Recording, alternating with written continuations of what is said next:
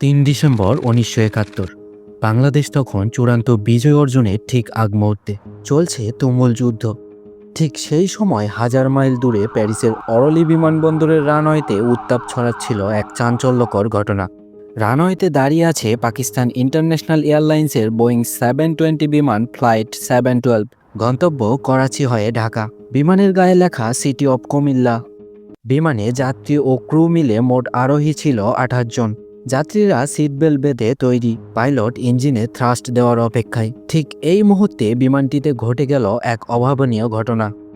28 বছর বয়সী এক আলজেরীয় বংশোদ্ভূত ফরাসি যুবক, যার চোখে মুখে অদ্ভুত উন্মাদনা, নিরাপত্তার সব বাধা টপকে আচমকা ককপিটে ঢুকে পড়লেন। তার এক হাতে একটা লোডেড 9mm রিভলভার এবং অন্য হাতে একটা কালো সুটকেস, যার ভিতর থেকে উকি দিচ্ছে এলোমেলো বৈদ্যুতিক তার। তিনি পাইলটের মাথায় পিস্তল ঠেকিয়ে বজ্র কঠিন গলায় বলে উঠলেন, এই বিমান নড়বে না, আমি এই বিমান হাইজ্যাক করলাম। সাধারণত হাইজ্যাকাররা চায় বিপুল অঙ্কের অর্থ কিংবা রাজনৈতিক ও অরাজনৈতিক ব্যক্তির মুক্তি, কিন্তু এই ব্যক্তি যা চাইলেন তা শুনে পাইলট তো বটেই, কন্ট্রোল টাওয়ারের ব্যক্তিরাও নিজেদের কানকে বিশ্বাস করতে পারছিলেন না। ছিনতাইয়ের 10 মিনিট পর এই ব্যক্তি রেডিওর মাধ্যমে প্রথম বার্তা পাঠায় এটিসিতে। নিজেকে পরিচয় দেন বাংলাদেশের মুক্তিবাহিনীর সমর্থক হিসাবে। তিনি চিৎকার করে বলে উঠলেন, পূর্ব পাকিস্তানের শিশু ও শরণার্থীদের জন্য বিমানের সমপরিমাণ অর্থ এবং 20 টন ওষুধ ও ত্রাণ সামগ্রী দিতে হবে, অন্যথায় বিমানসহ সব আরোহীকে ব্যাগে থাকা বোমা দিয়ে উড়িয়ে দেওয়া হবে। কিছুক্ষণ পর অবশ্য তিনি অর্থের দাবি থেকে সরে আসেন। দুপুর 12:14 তিনি ককপিটের জানালা দিয়ে একটি চিরকুট পাঠান। আলটিমেটাম দেন 2 ঘন্টার মধ্যে 20 টন ওষুধ বিমানের পিছনে লোড করতে হবে। এরপর তিনি কন্ট্রোল টাওয়ারের সঙ্গে যোগাযোগ বিচ্ছিন্ন করে দেন। যুবকটির নাম ইউজিন পল কুয়ে। কোনো পেশাদার সন্ত্রাসী ছিলেন না, ছিলেন এক মানবতার ফেরিওয়ালা।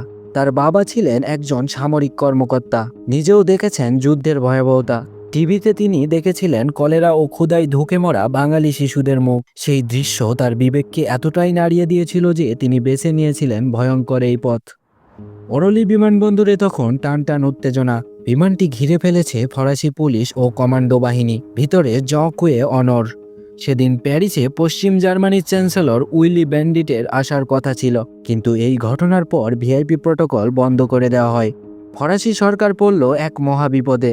একদিকে হাইজ্যাকারের দাবি মেনে নেওয়া, অর্থাৎ সন্ত্রাসবাদকে সমর্থন দেওয়া, অন্যদিকে দাবিটা এতই মানবিক ছিল যে উপেক্ষা করাও কঠিন। বিষয়টি মুহূর্তের মধ্যে আন্তর্জাতিক মিডিয়ায় প্রচারিত হলো। প্যারিসের সাধারণ মানুষরা ভিড় করতে শুরু করলো বিমানবন্দরের বাইরে। সবার মুখে একটাই কথা, ছেলেটা তো খারাপ কিছু চাইছে না। টানা 5 ঘন্টা চলল এই স্নায়ুযুদ্ধ।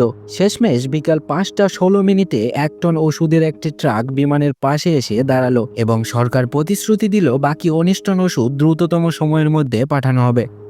সন্ধ্যা 7:14। ওষুধ বিমানে তোলা হচ্ছিল। তখন কুয়ে ককপিটের জানালা দিয়ে তা দেখছিলেন। ঠিক এই অসতর্ক মুহূর্তে ঘটে গেল এক ট্র্যাজেডি।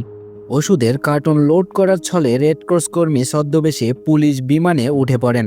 তারা কৌশলে ককপিটের দিকে এগিয়ে যায় এবং কুয়ের উপর ঝাঁপিয়ে পড়ে। কুয়ে তখন গুলি চালায়। তার পিস্তলের গুলি এক পুলিশ অফিসারের সোয়েটার ভেদ করে তাকে সামান্য আঘাত করে।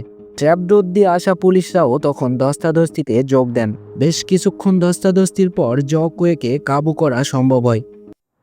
কুয়ে গ্রেপ্তার হওয়ার পর পুলিশ তার সেই রহস্যময় বাদামি সুটকেসটি খুলে দেখে। সুটকেসটি খুলে পুলিশ হতবাক, কারণ সেখানে কোনো বিস্ফোরক ছিল না। ছিল একটি বাইবেল, একটি ইলেকট্রনিক রেজার, জুতোর ব্রাশ আর দুটো তার। ঘটনার পর তার ঠিকানা হয় ফ্লোরি মেরোগিস কারাগারে। 5 বছর সাজা হওয়ার কথা থাকলেও বিশেষ বিবেচনায় 2 বছর পরই মুক্তি পান কুয়ে। অবশ্য বিমান ছিনতাইয়ে ব্যর্থ হলেও নিজের দাবি আদায়ে সফল তিনি। রেড ক্রসের কল্যাণে সেই 20 টন ওষুধ আর ত্রাণ সামগ্রী পৌঁছে যায় বাংলাদেশের শরণার্থী শিবিরে। বাংলাদেশের মুক্তিযুদ্ধের সমর্থনে আন্তর্জাতিক জনমত গঠনে কুয়ের দুঃসাহসী পদক্ষেপ সেদিন বিশ্বজুড়ে আলোড়ন সৃষ্টি করেছিল। 54 বছর আগে তিনি মানবতার খাতিরে নিজের জীবন বিপন্ন করে দাঁড়িয়েছিলেন বাংলাদেশের পাশে।